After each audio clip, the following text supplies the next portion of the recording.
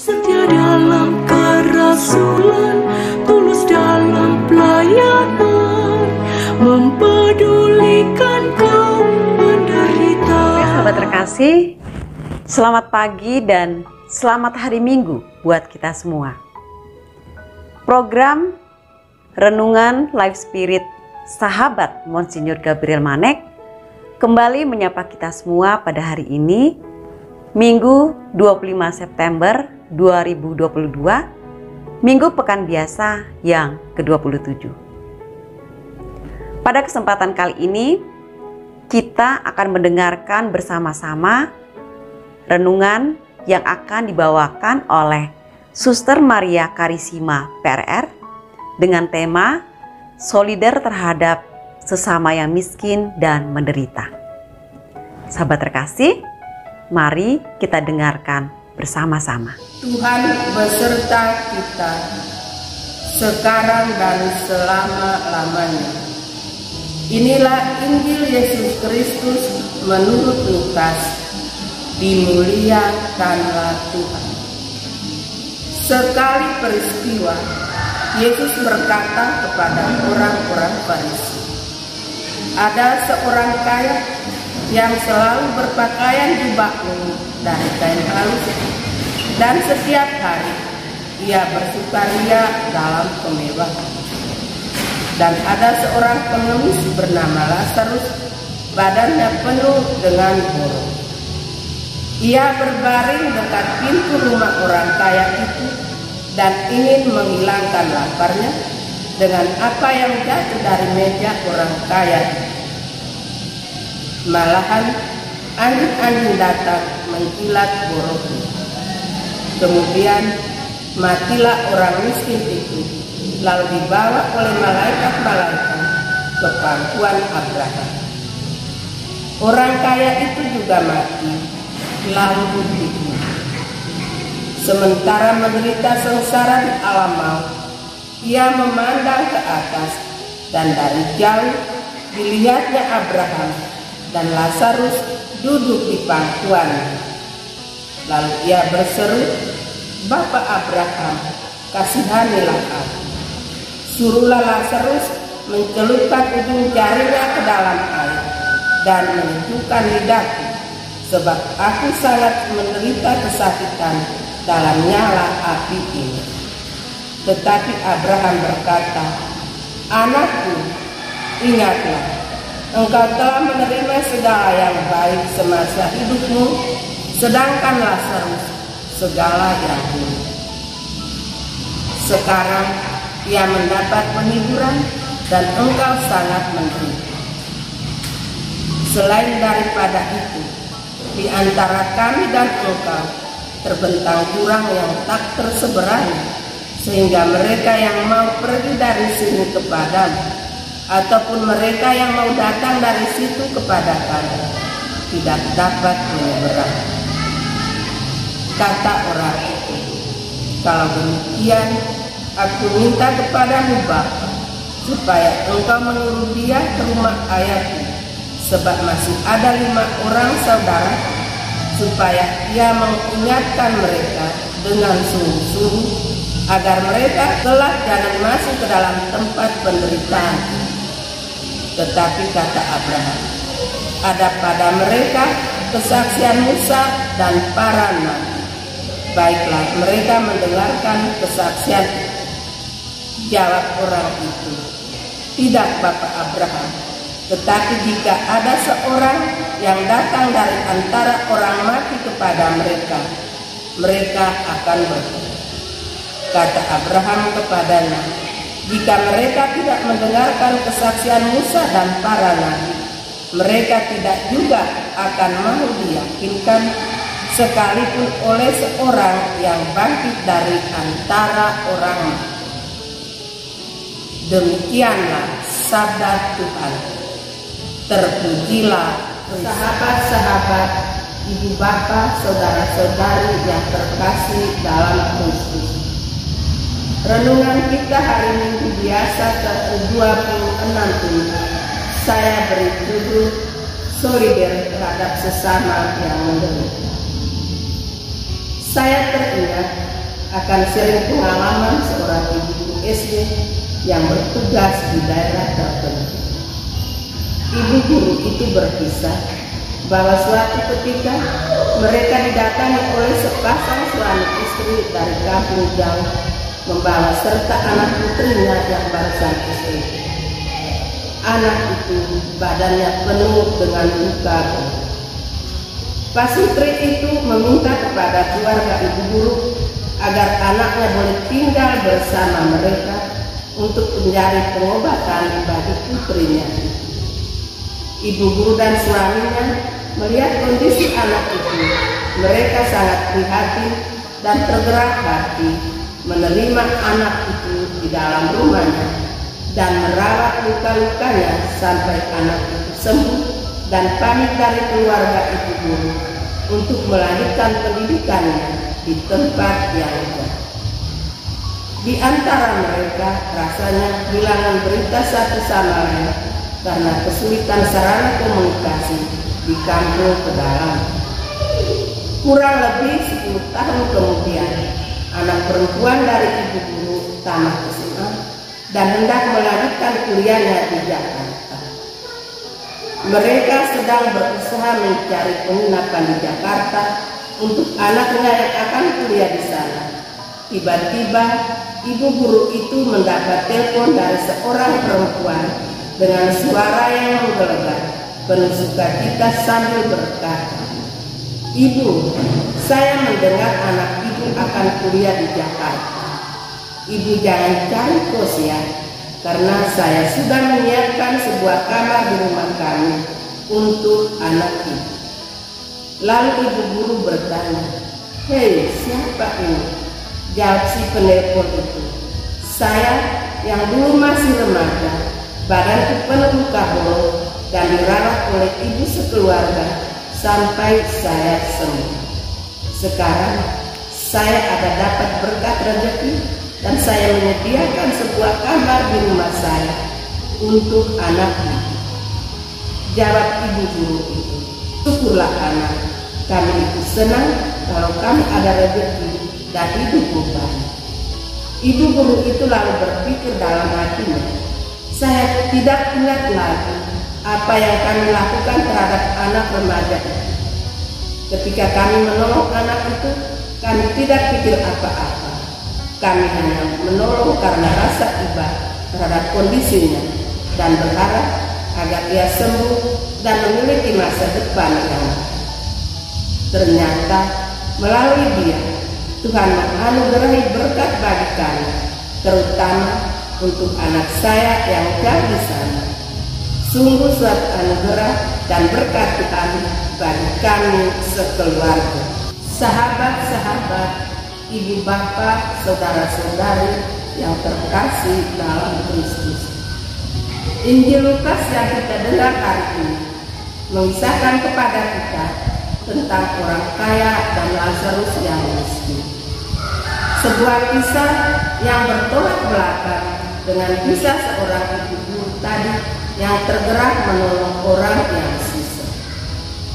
Penginjil menggambarkan bahwa Lazarus itu tidak hanya miskin, tapi badannya juga penuh luka-luka berat.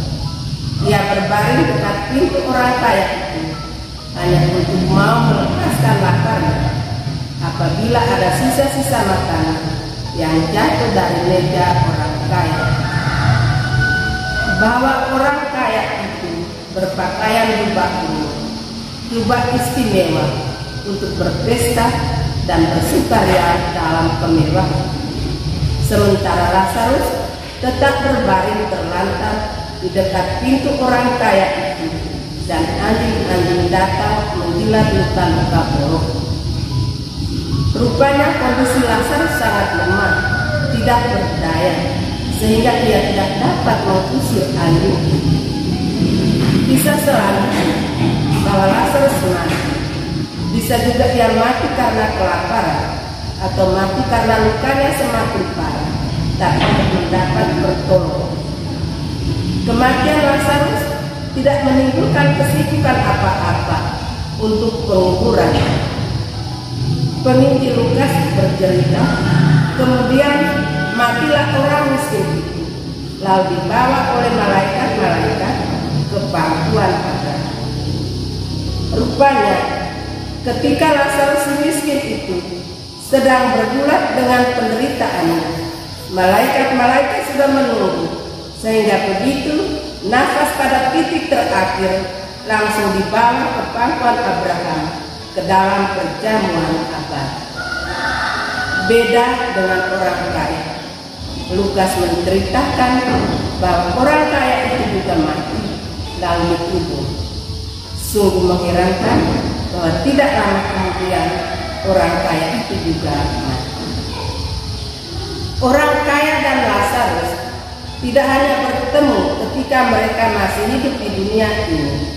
Setelah kematian Lazarus dan orang kaya, ternyata mereka berjumpa, namun dalam situasi yang berbeda. Lazarus duduk di pangkuan Abraham, sementara si kaya yang selama hidupnya berpesta pora tiap hari sedang menderita sengsara. Ketika ia menderita sengsara dan dari jauh dilihatnya Abraham dan Lazarus duduk di pangkuannya. Lalu ia berseru katanya, "Bapak Abraham, kasihanilah aku, suruhlah Lazarus supaya mencelupkan ujung jarinya ke dalam air dan menyejukkan lidahku, sebab aku sangat kesakitan dalam nyala api ini." Namun kerinduan dan harapan tidak terpenuhi. Bahkan diingatkan oleh Abraham tentang perlakuannya pada masa hidupnya. "Anak, ingatlah bahwa engkau telah menerima segala yang baik sewaktu hidupmu, sedangkan Lazarus segala yang buruk. Sekarang ia mendapati hiburan dan engkau sangat menderita." Sungguh suatu pernyataan pukulan bagi si kaya. Sekiranya ketika Lazarus berbaring dekat pintunya dan ia tergerak hatinya untuk memberi seteguk air putih saja, tentu saja si kaya itu tidak hanya menyelamatkan dirinya sendiri, tetapi juga menyelamatkan orang. Sekiranya ketika si kaya melihat Lazarus terbaring kelaparan di dekat pintunya dan ia menjatuhkan sedikit saja remah-remah dari meja perjamuannya untuk si miskin, tentu saja ia tidak hanya mengenyangkan si miskin, tetapi juga mendatangkan anugerah dan berkat bagi dirinya sendiri. Namun sayang sekali, hal sekecil itu tidak dapat ia lakukan. Sahabat-sahabat, ibu bapak, saudara-saudari yang terkasih dalam Kristus, dalam bacaan pertama Amos bab 6 1-7, Nabi Amos mengecam orang-orang yang bersukaria dalam kemewahan dan tidak memiliki semangat solider terhadap orang-orang kecil.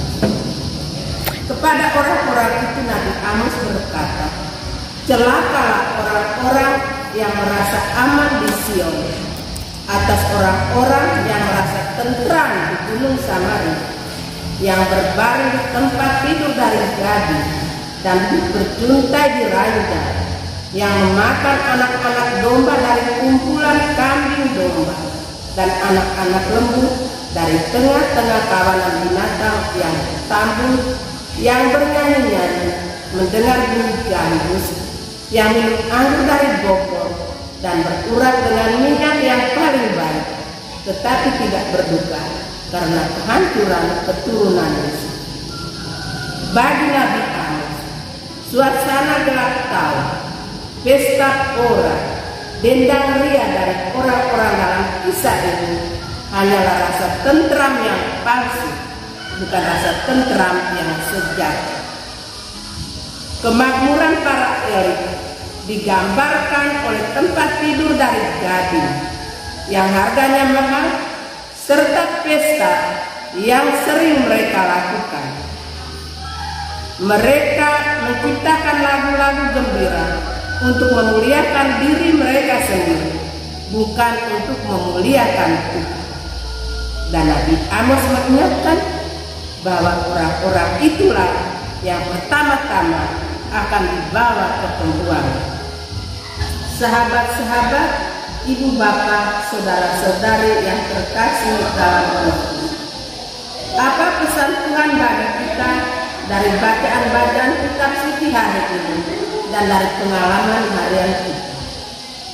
Pertama, dalam kehidupan sehari-hari kita akan selalu dan terus berjumpa dan hidup berdampingan dengan orang-orang kecil yang sakit, miskin dan terlantar.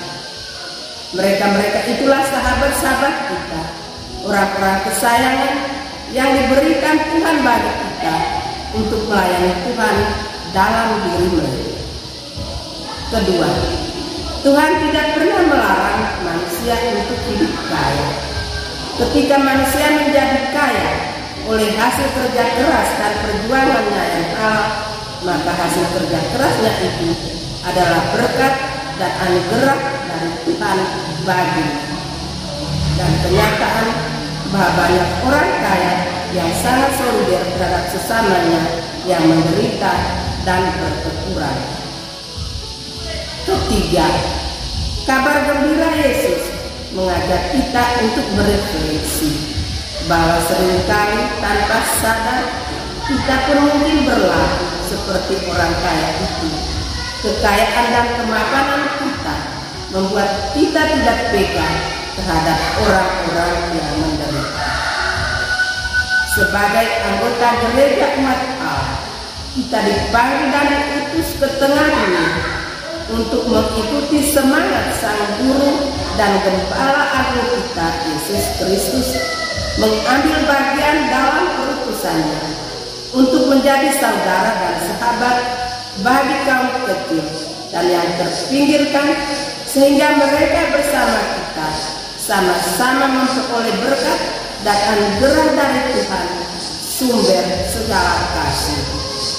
Amin. Janganlah menahan kebaikan daripada orang-orang yang berhak menerimanya, padahal engkau mampu melakukannya.